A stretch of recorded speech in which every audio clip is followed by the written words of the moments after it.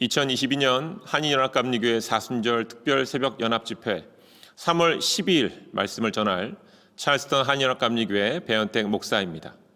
오늘의 말씀은 출애굽기 15장 20절부터 27절까지의 말씀입니다. 제가 봉독하겠습니다. 아론의 누이 선지자 미리암이 손에 소고를 잡음에 모든 여인도 그를 따라 나오며 소고를 잡고 춤추니 미리암이 그들에게 화답하여 이르되 너희는 여호와를 찬송하라. 그는 높고 영화로우시며 말과 긋한 자를 바다에 던지셨음이로다 하였더라. 모세가 홍해에서 이스라엘을 인도하매 그들이 나와서 수르 광야에 들어가서 거기서 사흘 길을 걸었으나 물을 얻지 못하고 마라에 이르렀더니 그곳 물이 써서 마시지 못하겠으므로 그 이름을 마라라 하였더라. 백성이 모세에게 원망하여 이르되 우리가 무엇을 마실까 하매 모세가 여호와께 부르짖었더니 여호와께서 그에게 한 나무를 가르치시니 그가 물에 던지니 물이 달게 되었더라. 거기서 여호와께서 그들을 위하여 법도와 율례를 정하시고 그들을 시험하실세 이르시되 너희가 너희 하나님 나 여호와의 말을 들어 순종하고 내가 보기에 의를 행하며 내 계명에 귀를 기울여 내 모든 규례를 지키면 내가 애굽 사람에게 내린 모든 질병 중 하나도 너희에게 내리지 아니하리니 나는 너희를 치료하는 여호와임이라. 그들이 엘림에 이르니 거기에 물샘 12과 종려나무 70그루가 있는지라. 거기서 그들이 그물 곁에 장막을 치니라. 아멘. 하나님의 말씀입니다. 말씀을 주신 하나님께 감사를 드립니다. 함께 기도하겠습니다. 하나님, 복되고 거룩한 하루가 시작되었습니다. 이 귀한 하루를 하나님 앞에 나와서 찬양하고 기도하고 말씀으로 채우며 하나님의 자녀됨으로 살아가고자 하오니 먼저 우리의 마음을 정결케 하여 주시옵소서. 하나님의 말씀 앞에서 우리의 모든 감각이 열리고 성령의 인도하심을 통하여 말씀의 의미를 깨달아 예수 그리스도께서 걸으신 그 길을 우리로 오늘 걷게 하옵소서. 바로 오늘 우리 모두가 예수 그리스도의 심장을 가지고 세상을 이겨내는 하루를 살아가게 하여 주시옵소서. 예수님의 이름으로 기도드립니다. 아멘. 이스라엘 백성들이 하나님의 놀라운 능력을 직접 맛보고 있는 말씀의 내용들입니다. 애굽에 내려진 10가지 재앙을 직접 목격했고요. 건널 수 없어 보이던 홍해가 좌우로 갈라지는 것, 그리고 지능 땅이어야 했던 홍해의 바닥이 마른 땅이 된 것을 보며 직접 홍해의 바닥을 이스라엘 백성들은 밟아 건넜습니다. 모세와 미리암 그리고 이스라엘 백성들은 하나님의 보호하심과 인도하심을 경험하며 하나님께 찬양을 올려드렸습니다. 고린도전서 10장 1절부터 4절의 말씀이 홍해의 사건을 매우 자세히 이해하도록 도와줍니다. 말씀을 보지요. 우리 조상들이 다 구름 아래에 있고 바다 가운데로 지나며 모세에게 속하여 다 구름과 바다에서 세례를 받고 다 같은 신령한 음식을 먹으며 다 같은 신령한 음료를 마셨으니 이는 그들을 따르는 신령한 반석으로부터 마셨음에 그 반석은 곧 그리스도시라. 사도 바울은 홍해를 건넌 것이 구름과 바다에서 받은 세례였다고 말합니다. 더욱이 출애굽기 15장에 기록된 마라의 샘물과 이후에 기록되어진 광야에서 먹고 마시게 될 음식과 물들이 곧 그리스도로부터 나온 것이라 설명을 합니다. 이 말씀의 의미를 어렵지 않게 이해하실 줄 압니다. 눈앞에 홍해를 두고 뒤에는 애굽의 군사들에 의해서 포위된 상황은 죽음을 직면한 상황이지요. 마치 죄인이기에 스스로는 구원에 이를 수 없고 죽을 수밖에 없는 상황과 동일합니다. 그런데 모세는 하나님의 말씀을 받아 말씀을 믿고 의지하며 홍해를 건너갑니다. 하나님의 말씀을 믿고 의지할 때 사람들은 죽음에서 구원을 받고요. 새로운 삶을 살게 됨을 보여주는 사건이 바로 홍해의 사건이라는 것이지요. 이러한 홍해의 사건을 체험한 뒤에 이스라엘 백성들이 광야에서 먹고 마시는 음식과 물은 모두 하나님의 말씀을 따라서 먹고 마셨기 때문에 반드시 하나님의 임재를 그들의 삶 속에서 깊이 체험하게 하는 신령한 음식들이 되는 겁니다. 동시에 예수님께서는 하나님의 말씀이 육신이 되신 분이시기 때문에 이스라엘 백성들이 광야에서 먹고 마시며 체험한 그 바로 하나님의 말씀은 예수 그리스도와 동일시되며 따라서 이스라엘 백성들도 예수님의 살과 피를 먹고 마신 것으로 이해가 되고 이로써 그들이 새 사람, 새 피조물이 되었다라고 말한 겁니다. 홍해를 건넨 것은요, 죄인이 얻은 세례이며 광야에서의 물과 음식은 하나님의 말씀이 육신이 되신 예수 그리스도의 살과 피와 같다고 했기에 사람들이 살아가는 인생이란 사람이 구원을 받아 구원을 완성해가는 것이다 라고 정의할 수 있습니다. 죽음을 앞에 두고 홍해를 건너가면서 세례를 받았던 사람들, 구원을 받았고 새로운 피조물로서 새롭게 태어난 사람들, 그런데 그 새로운 피조물이 된 백성들이 광야길 3일 만에 먹을 물이 없다고 모세에게 원망을 했다라는 것이 오늘 사건의 핵심입니다. 어떤 설교자는 말합니다. 하나님을 믿어서 새로운 피조물이 되었어도 새로운 피조물로서 살아가는 것은 또 다른 차원의 일이라고 말합니다. 그렇기에 광야에서 하나님의 말씀이신 예수 그리스도를 먹고 마심으로 변화를 받는 과정, 그 과정이 중요하다고 말하지요. 또 다른 설교자는 이렇게 말합니다. 홍해를 건너므로써 구원의 세례는 받았지만 3일 만에 원망을 드러냄으로써 이스라엘 백성들의 내면에 쓴 뿌리, 그들 마음 안에 있었던 그 내면에 쓴 뿌리가 쓴 물로 상징처럼 드러나는 것이고, 나무 한 조각으로서 쓴 물이 단물이 된 것처럼 인간 내면에 쓴 뿌리가 바로 예수 그리스도의 십자가로 말미암아 해결되어야 함을 보여주신 것이다 라고 말을 합니다. 자, 이와 같은 설명들을 통해서 우리가 얻을 수 있는 결론은 이렇습니다. 인생이란 광야를 걸으면서 하나님의 말씀을 먹고 마심으로 변화를 받는 것이다. 또는 하나님께서 광야를 통해서 사람을 낮추시고 시험하시기에 이러한 과정을 통해서 우리도 치료를 받아 온전함에 이르러야 합니다 라고 결론을 내릴 수 있습니다. 이러한 말씀에 저도 아멘 하였습니다.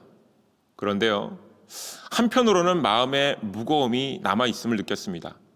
왜냐하면 백성들이 홍해를 건넜고 이내 곧 마실 물이 없었으며 마실 수 있는 물 때문에, 마실 수 없는 물 때문에 원망을 했습니다만 이 모든 과정들이 반드시 필요한 과정이요, 시험과 연단의 과정이라고 말하며 이해하는 것이 제 마음 자체에 너무나도 무겁게 느껴졌습니다. 분명 하나님께서 하나님의 말씀을 듣고 순종하고 의를 행하라고 하셨고, 하나님의 계명을 지킨다면 애굽에 내린 질병 중 하나도 이스라엘 백성들에게 내리지 않겠다 하셨습니다. 더욱이 하나님께서 치료하시는 하나님이라고 친히 말씀을 하셨기 때문에 광야에서의 삶이 사람들의 쓴뿌리를 뽑아내는 과정이 되고 훈련의 과정이라고 이해는 됩니다만, 그렇다고 해도 반드시 이와 같은 과정이 누구에게나 거쳐야 할 과정이 될 것이며, 하나님께서 일부러 이와 같은 훈련의 과정을 준비해 놓으셨다라고 이해하는 것 자체가 제 마음을 굉장히 무겁게 했습니다. 고센 땅에서 가나안까지요, 고든 길로 가면 일주일이라고 합니다. 그런데 그 가운데 블레셋 사람들이 있기 때문에 하나님께서 일부러 광야로 돌아가게 하셨다라는 말씀이 출애굽기 13장에 기록되어 있지요.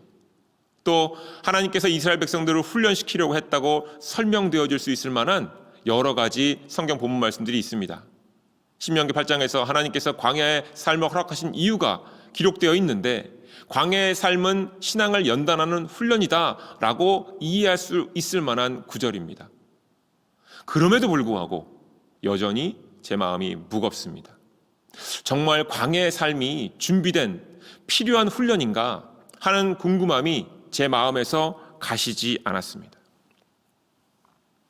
제 아버지께서는요, 월남전에 소대장으로 참전하셨는데 그때의 경험을 말씀해 주셨어요.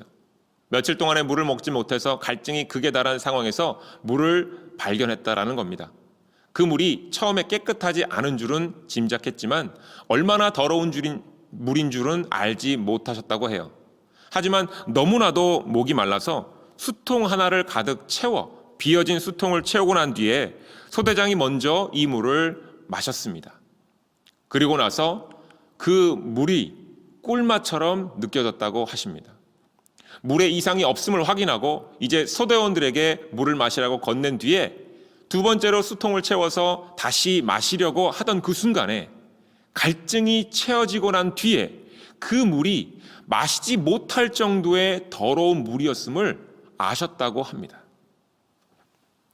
수르 광야를 3일 동안 걸으면서 물을 얻지 못했다라는 의미는 3일 동안 물을 먹지 않았다라는 의미는 아닐 겁니다. 이스라엘 백성들은 먹을 물이 있었을 것이고요. 그들이 물통을 채웠고 그 물통이 비워가는 가운데 이제 마실 물이 없음을 마음으로 알고 마음 안에 조그만한 불만이 생겨났을 겁니다. 갈증이 심할 때요, 썩은 물도 달게 느껴지는 것이라면 이스라엘 백성들이 마라의 물에 쓰다라는 것을 바로 알았다는 것으로 말미암아 그들에게 있어서 문제는 갈증 자체가 아님을 짐작할 수 있습니다. 더욱이 본문 말씀 가운데 하나님께서 말씀하십니다. 25절입니다. 여호와께서 그들을 위하여 법도와 율례를 정하시고 그들을 시험하실세.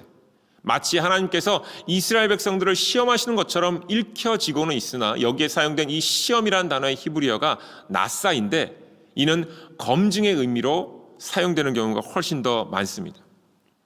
26절의 말씀과 맞물려서 26절의 의미를 확인 및 검증하겠다라는 의미로 해석하는 것이 조금 더 바람직합니다. 하나님의 말씀을 듣고 순종하고 이로써 의를 행하고 계명의 귀를 기울이고 모든 규례를 지키면 질병을 내리지 않겠다라는 하나님의 말씀, 이 언약이 이루어짐을 검증해 주시겠다라는 말씀으로 해석됩니다. 마치 하나님께서 이스라엘 백성들에게 이렇게 말씀하시는 것 같아요. 나의 말을 듣고 순종해봐라. 정말로 모든 질병으로부터 자유로워지는지 아닌지 너희들이 직접 검증해봐라. 이렇게 이스라엘 백성들에게 하나님의 약속을 검증해보라고 하신 말씀처럼 묵상됩니다. 자, 그러면 여기에서 우리가 질문해야 되겠지요. 하나님의 말씀을 순종하는 것, 의를 행하는 것, 계명과 규례를 지키는 것, 오늘 본문 말씀에 기록되어 있는 이 말씀의 의미가 무엇인가? 무엇을 지켜야 합니까?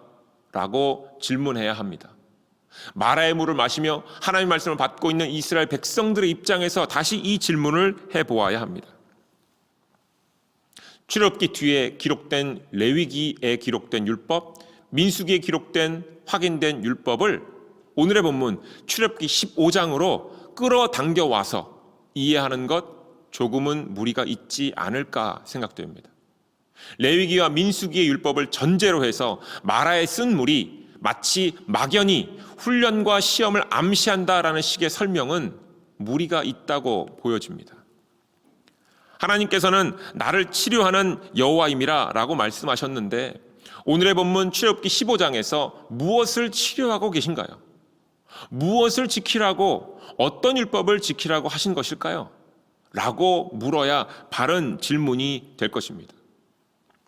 출애굽기 12장에 애굽을 향한 10가지 재앙 가운데 10번째 재앙을 내리신 여호와 하나님께서는요, 여호와께서 유월절 영원히 지켜야 할 절기가 무엇인지를 친히 알게 하셨습니다. 또한 무교절도 지키라 하셨습니다.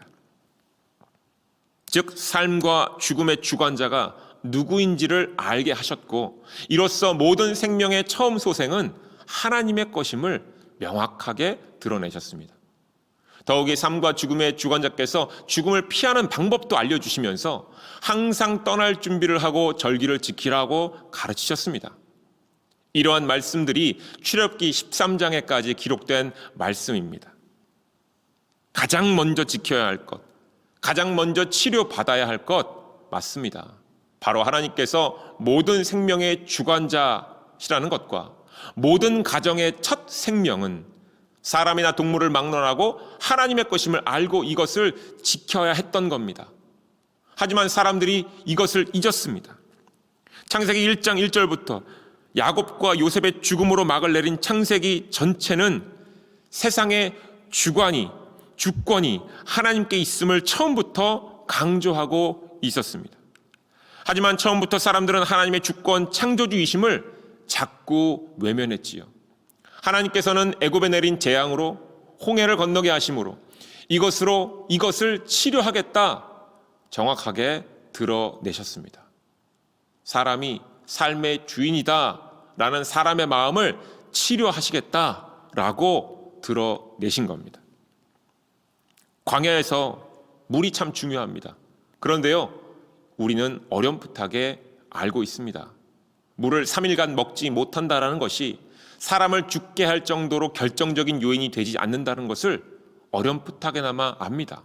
더욱이 수르 광야에서 3일간 물을 전혀 먹지 않았다라는 의미도 아님을 앞에서 짐작해 보았습니다. 사랑하는 한인연합감리교회 교우 여러분, 물이 없어서 또는 고기가 없어서 또는 생활의 필수품들이 없어서 불평을 하고 원망을 한다라는 것은 하나님의 주권을 보았고 경험은 했으나 하나님께서 삶의 주관자이심을 잊은 모습입니다. 하나님을 창조주로 바라보지 못하고 있음을 드러낸 것입니다. 원망, 불평, 단순한 푸념이 아닙니다. 창조주 하나님 앞에서 하나님의 임재를 잊은 모습이지요. 광야의 삶을 통해서, 아니 평화의 시기를 맞이하였던 다윗 왕조에서조차 하나님의 말씀인 율법은 언제나 하나님의 임재를 드러냈으며 하나님의 임재를 잊은 이들을 깨우는 치료제가 되었습니다. 현대를 사는 우리는 출애굽기 이전의 창세기도 알고 있고요, 출애굽기 이후의 모든 말씀들을 받아서 알고 있습니다. 그런데 우리의 입에서도 불평과 원망이 나오지요.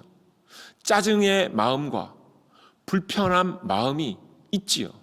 하나님께서 살아계신데 하나님 앞에서 심지어 막말을 합니다. 오늘 본문 출애굽기는 우리에게 말합니다. 물이 없어서, 먹을 것이 없어서 상황이 너무나도 절박해서 불평과 원망을 하는 것이 아니라고 알려줍니다. 하나님의 주권을, 하나님께서 창조주이시라는 것을 사람이 잊었기 때문에 불평과 원망이 나온다고 말합니다.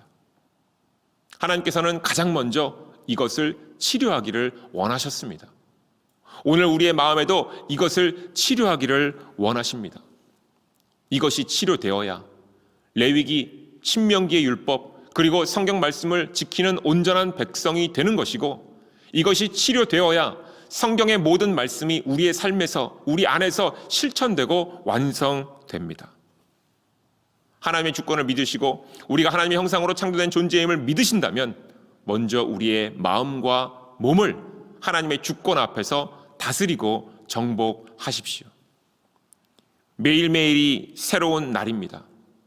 매일 새롭게 우리 모두의 마음과 몸을 하나님의 주권 앞에서 다스리고 정복하시면서 진정 새로운 피조물로서 율법을 완성하신 예수님을 따라 살아가십시오. 이것이 오늘 우리가 가장 먼저 치료받아야 할 부분입니다. 사랑하는 교회 여러분, 오늘도 말씀을 붙들고 주 안에서 승리하시길 축원합니다. 기도하겠습니다. 하나님, 이스라엘 백성들이 먹을 물이 없어서 불평을 하고 원망을 했습니다. 백성들이 모세 앞에서 뱉어냈던 원망과 불평은 사실 하나님 앞에서 하나님께 내어뱉은 것이었습니다. 하나님의 주권 앞에서 행한 이방인들의 모습과도 같았습니다. 하나님, 오늘 우리가 하루를 시작하며 치료받기를 소망합니다. 우리가 하나님의 형상으로 창조된 백성이며 오늘 하루가 하나님의 주권 안에서 허락받은 날임을 알게 하여 주시옵소서. 그리하여 복되고 거룩한 날을 우리 스스로 망가뜨리지 않게 하옵소서. 어떤 상황 속에서도 하나님의 주권에 의지하여 세상과는 구별된 백성임을 지켜내게 하옵소서. 홍해를 건너게 하신 하나님께서도 오늘 우리를 지켜주실 것이며 인도하여 주실 것을 믿사옵고 원하오며 예수님의 이름으로 기도드립니다. 아멘.